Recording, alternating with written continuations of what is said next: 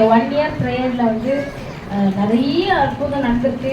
நாங்கள் மற்றவங்களுக்கு ஜெபிச்சும் சரி, எங்களுக்குமே கத்த நிறைய அற்புதங்கள் செஞ்சுருக்காரு. அதை பார்த்தீங்கன்னா ஃபஸ்ட்டு நாங்கள் 4 பேர் ஸ்டார்ட் பண்ணோம் இந்த ப்ரேயரில். அப்போ வந்து நான் சரி ப்ரேயர் 4 தடவை ஒரு பாடிக்குள்ளே நம்ம வரணுன்ற ஸ்டார்ட் பண்ணும்போது ஸ்டார்ட் ஆகிடுச்சு. எனக்கு வந்து அப்போ ஸ்டார்ட் பண்ணும்போது ரொம்ப போராட்டம் என்னோடய வீட்டில். என் கணவரால் ரொம்ப பிரச்சனை. அப்போ வந்து என்னோடய மன அழுத்தமே என்னன்னா, காலை ப்ரேயர் போயிட்டுருக்கு. ப்ரேயர் முடிஞ்சோன்னா நான் என்னோடய மைண்டில் வருது, நம்ம சூசைட் பண்ணிக்கணும், தற்கொலை பண்ணி தூக்கு போடணும், அப்படி தான் என் மைண்டில் போகுது. ஏன்னா அப்படி ஒரு கஷ்டம் என்னை நெருக்கி நின்றுது. நான் ஜபத்தில் தான் இருக்கிறேன், ஆனாலும் எனக்கு மைண்ட் ஃபுல்லாக தான் ஓடிட்டுருக்கு. எஸ்டர் கரெக்டாக வந்து இந்த ப்ரேயர் முடியும் போது ப்ரேயரில் சொல்கிறாங்க, யாரோ வந்து தற்கொலை பண்ணிக்கிறதுக்கு யோசனையாக இருக்கிறீங்க, ஏசப்பா அவங்க கூட தான் இருக்காரு, நீங்கள் அந்த எண்ணத்தை விட்டுருங்க அப்படின்னு சொல்லிட்டு அந்த வார்த்தையை சொல்லி தான் ஜோம் பண்ணுறாங்க. ஜோம் பண்ணி முடிச்சுட்டாங்க. அப்போ எனக்கு என்ன இது அக்கா நமக்கு சொல்கிற மாதிரியே இருக்கு, நம்ம தானே அந்த எண்ணத்தோடு இருக்கணும் அப்படின்னு சொல்லிட்டாலும் ப்ரேயர் முடிஞ்சு உட்காந்துட்டேன். அக்கா அதே போல் ஃபோனா ப்ரேயர் முடிஞ்ச உடனே எனக்கு ஃபோன் பண்ணுறாங்கம்மா, ஆவியானவர் எனக்கு ப்ரேயர் பண்ண சொல்கிறாருமா, எதுக்காக தெரியல, நாங்கள் தான் ஜோம் பண்ணுறோமான்னாரு. உண்மையாகவே அந்த நேரத்தில் கர்த்தர் அப்போ என்கிட்ட பேசினாரு. நான் உன் கூட இருக்கும்போது நீ ஏமா எல்லா பிரச்சனையும் பார்த்து நீ ஏன் அந்த சூசைடுக்கு போகணும், நீ ஏன் உன்னை கஷ்டப்பட்டீங்க, அப்படி ஏன் இறக்கணும் நீ நினைக்கிற, நீ எப்பயோ மறைச்சிருக்கலாமே. உண்மையாக நான் எப்பயோ மறைச்சிருக்கலாம், அவ்வளோ பிரச்சனை எனக்கு இருந்தது. கர்த்தர் எனக்கு கிருபையாக இவ்வளோ நாள் கொண்டு வந்தேன்னா இந்த ப்ரேயர் தான். ஏன்னா ப்ரேயர் இல்லாமல் உண்மையாகவே நான் இப்போ நான் உயிரோடு இருந்தால் இந்த ப்ரேயர் தான், அதுதான் முக்கியமே எனக்கு. அப்படியே நிறைய நடத்தினாரு. அந்த நாள்லேருந்து இந்த நாள் வரைக்கும் நான் ஏன் மிஸ் ஆனால் கூட எனக்கு அவ்வளோ கஷ்டமாயிடும். இல்லை ஒரு நாள் கூட நான் மிஸ் ஆகக்கூடாது, நான் சண்டெல்லாம் போட்டிருக்கேன். கர்த்தர் அப்படியே அந்த ப்ரேயரில் காலையில் மாலையில் எனக்கு கலந்து சொன்னார். ஈவினிங் ப்ரேயரில் என்ன பிரச்சனை ஆகுனா, பாப்பா வச்சுட்டு பண்ணவே முடியாது, அப்படின்னாலும் நான் பண்ணியிருக்கேன். எங்கள் வீட்டுக்கு சண்டை போட்டு இருப்பார், என்னை அவ்வளோ திட்டு இருப்பார். மியூட்டில் போட்டு நான் திட்டெல்லாம் வாங்கிட்டு இருப்பேன். ஏன் என்னை அடிக்க கூட செஞ்சுருக்கிறாரு.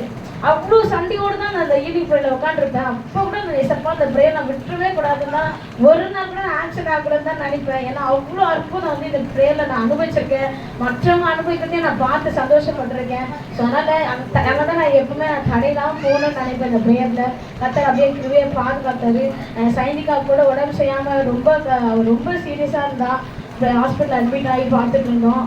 அப்போ கூட அவள் என்னையே மறக்கிற அளவுக்கு ரொம்ப ஃபீவரில் இருக்கும்போது கூட அவ்வளோ கஷ்டமாக இருந்தது. ஏசப்பா என்ன ஏசப்பா பாப்பா அப்படி இருக்காங்களேன்னு. அப்போ கூட ஏசப்பா வார்த்தையை கொண்டு ஜெபிச்சு அவளை வந்து பரிபூர்ண சுகம் கொடுத்து இம்மட்டும் அவளுக்கு எந்த ஒரு பலவீனம் இல்லாமல், அதான் நான் கடைசி அது ஒரு ஏசப்பட அன்பை நம்ம இன்னும் அதிகமாக தேடணுன்றதுக்காக கூட கர்த்தர் அதை அனுபவிச்சிருக்கலாம் எங்கள் வாழ்க்கையில். அப்படியே கர்த்தர் இம்மட்டும் பிள்ளைக்கு எந்த ஒரு பலவீனம் தாக்காதபடி இம்மட்டும் பிள்ளையை நல்லபடியாக வைத்திருக்கார். அதுக்காக கொடான்னு நன்றி சொல்கிறேன். இப்படியா கர்த்தர் நிறைய அற்புதம் செஞ்சிருக்கிறாரு.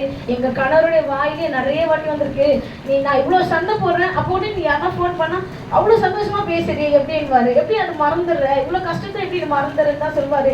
ஏன்னா நான் எப்போ அழுகையோடு நான் உட்காந்துருக்கும் போதுலாம் சாரா ஃபோன் பண்ணுவான், அக்கா என்னக்கா பண்ணுறேன்வா. அந்த அந்த வார்த்தை கேட்கும்போது எனக்கு வந்து இந்த சண்டைலாம் மறந்துடும். அப்பா இப்படிப்பட்ட ஆவிக்கிற ஃப்ரெண்டையும் ஆவிக்கிற சகோதரிகளை வந்து நம்ம இருக்கும்போது நம்ம ஏன் இப்படி கலங்கி இருக்கணும் நான் இருப்பேன். எங்கள் வீட்டுக்காரர் நிறைய நாள் ஆச்சரியப்பட்டிருக்காரு, என்ன நீ இவ்வளோ சண்டையாக இருக்கும்போது கூட நீ அவங்க ஃபோன் பண்ணாலே சந்தோஷமாயிடுறியே, அதெல்லாம் மறந்துடுறீங்க. அவரே அவ்வளோ நிறைய சொல்லியிருக்கிறாரு. நீ சபைக்கு போகும்போது கூட அவ்வளோ சந்தோஷமாக போகிற, அதனால தான் நான் கூப்பிட்டு வந்து விடுறேன் அப்படின்னு சொன்னார். 2 ஞாயிற்றுக்கிழமை கூட எனக்கு அவ்வளோ சண்டை. நைட்டு காலையில் நான் சர்ச்சுக்கு கிளம்பணும், நைட்டெல்லாம் இங்கே அவ்வளோ சண்டை நடக்கும். ஏசப்பா நான் சர்ச்சுக்கு நீ போகணும் ஏசப்பான்னு தான் சொல்லுவேன். காலையில் பார்த்தா அவரே ரெடி ஆகி மாமா போனதான் தான் சொல்லுவார். அப்படியே கிருபையாக நம்மளுடைய வாஞ்சை தான். நம்ம எந்த அளவுக்கு ஆண்டுக்குள்ளே நம்ம வந்து சத்தியமாக உண்மையாக நம்ம வரணும்னு நினைக்கணும். கடவுள் என்னதான் பிரச்சனை தான் நம்மளை கொண்டு வந்து சேர்ப்பார். அப்படியே இந்த ப்ரேயர் எங்களை நடத்துச்சு. என் குடும்பத்தை இன்னமும் இந்த ப்ரேயர் தான் நடத்துது. அதுக்காக கர்த்தருக்கு நான் கொடான நன்றி சொல்கிறேன்.